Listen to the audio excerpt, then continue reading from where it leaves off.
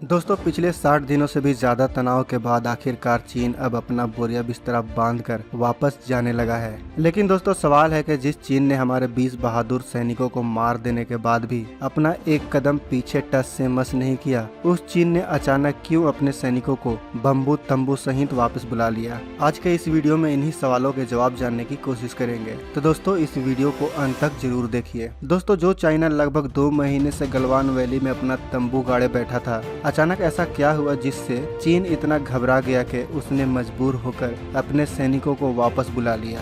आखिर वह कौन सी शक्ति थी जिससे घबराकर चीन को अपना बम्बू तंबू दोनों लेकर वापस भागना पड़ा। अगर मुझसे यह सवाल किया जाए कि चीन को अपना बम्बू तंबू लेकर वापस जाने पर क्यों मजबूर होना पड़ा, तो मैं कहूँगा कि चीन को मजबूर करने का सबसे बड़ा योगदान आपका है, भारत की जनता का है। क्योंकि दोस्तों भारत एक लोकतांत्रिक देश है और लोकतंत्र में सरकार की शक्ति जनता से आती है और लोकतंत्र की परिभाषा ही होती है जनता का, जनता द्वारा, जनता के लिए सरकार ही लोकतंत्र होता है। भारत की जनता ने एक जबरदस्त बाइकआउट चाइना अभियान चलाया, जिसका असर यह हुआ कि चीन को यह लगने लगा कि अगर वह भारत से और उलझता है तो उसकी अर्थव्यवस्था चरमरा जाएगी। दोस्तों चीनी अर्थव्यवस्था भारतीय बाजारों पर कितनी टिकी हुई है, आप इसी बात से अंदाजा लगा लो कि इस सदी की शुरुआत यानी साल 2000 में दोनों देशों के बीच का कारोबार केवल 3 अरब डॉलर का था, जो साल 2008 में बढ़कर 51.8 अरब डॉलर का हो गया। इस तरह सामान के मामले में चीन अमेरिका की जगह लेकर भारत का सबसे बड़ा व्यापारिक साझेदार बन गया।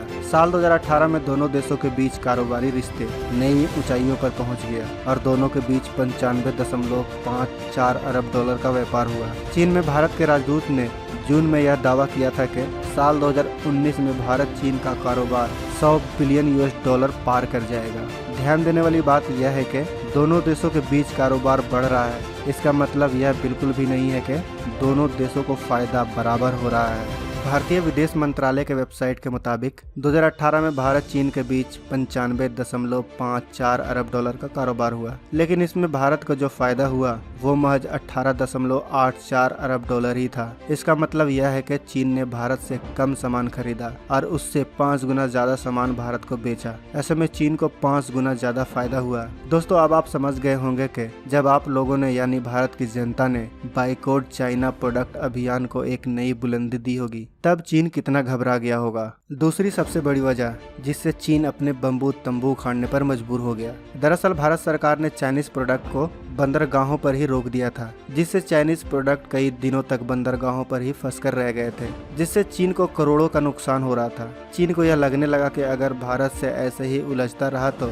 उसका यह घाटा लंबे समय तक चलता रहेगा। इसके अलावा भारत ने FDI नियम में बदलाव कर दिए। इस नियम के अनुसार जिस जिस देश की सीमा भारत से लगती है वह देश भारत में 10% से ज्यादा का निवेश नहीं कर सकते हैं। इस नियम से सबसे ज्यादा प्रभाव चीन को हुआ। इसके अलावा भारत के बाद म्यांमार, अफगानिस्तान और यूरोप ने भी चीनी प्रोडक्ट पर बैन लगा दिया, जिससे चीन बुरी तरह घबरा गया। चीन का तंबू उखाड़कर भागने की तीसरी सबसे बड़ी वजह, भारत में चीनी ऐप यूजर्स करोड़ों में थे, जिसमें सबसे ज्यादा फेमस टिकटॉक, शेयरिट जैसे ऐप थे। इन ऐप्स के द्वारा चीन रोजाना मिलियंस ऑफ डॉलर्स कमाता था। आप इसी बात से अंदाजा लगा लो कि जिस दिन भारत ने टिकटॉक को बैन किया उस दिन चीन को लगभग 300 मिलियन US डॉलर का नुकसान हुआ था। आप समझ सकते हैं कि चीन भारत से ऐप द्वारा कितना कमाता होगा। खैर भारत ने चीनी ऐप को बैन इसलिए किया क्योंकि चीनी ऐप से भारत को प्राइवेट डेटा लीक होने का खतरा था। इसके अलावा टिकटॉक जैसे ऐप से भारत के कल्चर पर भी खतरा था। चीन को तंबू उखाड़कर भागने की चौथी वजह, ईस्टर्न रेलवे में कानपुर से लेकर दीनदयाल तक के सिग्नलिंग के काम को चीन के कंपनी से छीन लिया गया,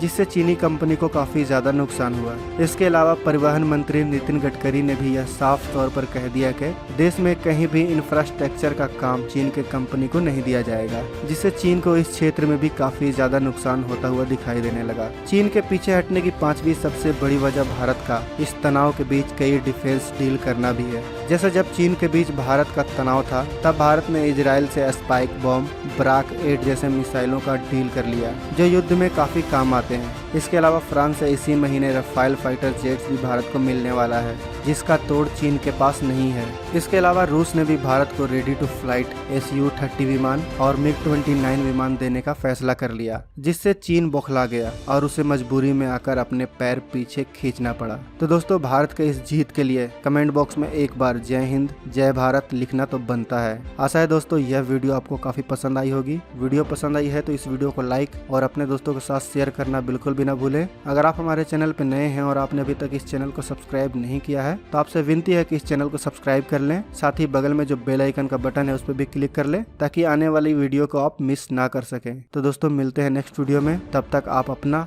और अपनों का ख्याल रखें। जय हिंद जय भारत।